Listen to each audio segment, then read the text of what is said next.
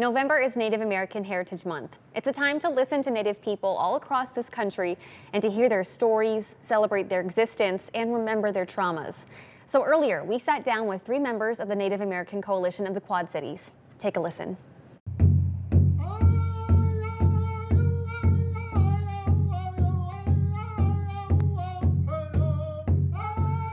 Regina Sosi. I am Diné from the Diné Nation, which is the Navajo Nation. My name is Larry Lockwood. I'm an enrolled tribal member of the Northern Cheyenne Nation of Montana. I'm Joe Ironshield. I'm from Standing Rock Sioux Nation in North Dakota. Joe, you said something that struck me. You were talking about you wish people didn't just learn about this in November. Do you want to talk about that? We wish that Native American Month wasn't taught just in the month of November.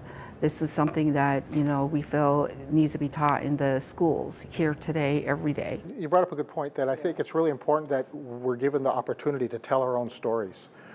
For the most part, I think that a lot of my research was from books and then in meeting people through the course of my life. But during Native American Heritage Month, we're given the opportunity to tell our own stories, which I think is really important. What we end up doing, I know for me, I end up opening hearts and minds to our connections to Mother Earth from a Native perspective. And, we get into things like stewardship. We get involved. Regina's been involved with working with people who are accessing and working with the river. And really important things that I think that count toward us looking toward the future for not just us, but for all living things. We live in an area that historically had a really big community, the Saukanack Village. And what's the things that have happened since then, and Native people are still here. And I think that we do a lot of things that help toward developing cultural sensitivity for our community, our greater community. The message of we're still here. Talk to me about that. We're still here. We have never gone away. May you call it being tucked away in a corner or just not wanting us to be seen, but we're still here. We're thriving, we're resilient, but we're also willing to teach, be willing to show people our ways. Pick up a paper and you see something about climate control, or some pollution, you see that it's affecting some kind of native ground. Whether we be in the urban area or back on the reservations or our traditional lands, we're still here. And I think there's a huge misconception that people think that there are no Native peoples, Indian peoples living. In 1890, we were reduced down to 250,000, 250,000. And right now our population is about 5.5 million. Before Columbus came, it was between 60 and 80 million. And so throughout those last 525 years,